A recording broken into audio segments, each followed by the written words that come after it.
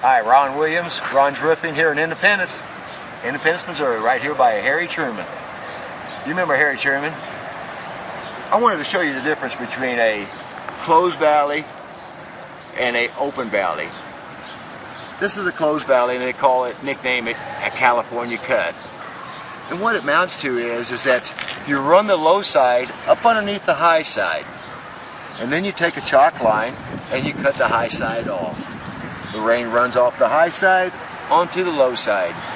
California cut. A lot of times they don't put any metal on them, and by gosh, to be truthful with you, sometimes they leak.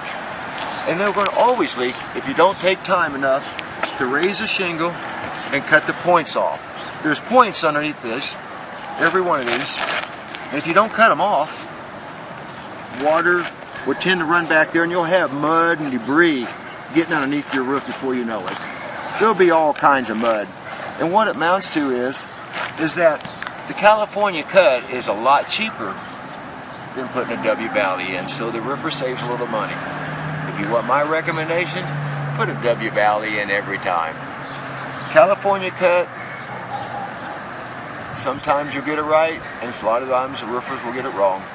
You need to cut the points every time underneath. It won't leak today, it won't leak tomorrow, but sooner or later, the points will be in there, and they'll let the debris run back in there like this man has here. All this mud is back in there because of rain. The rain runs down and it travels back in. You've got to cut the points off. But I recommend W Valley every time. Thank you now. Ron's Roofing.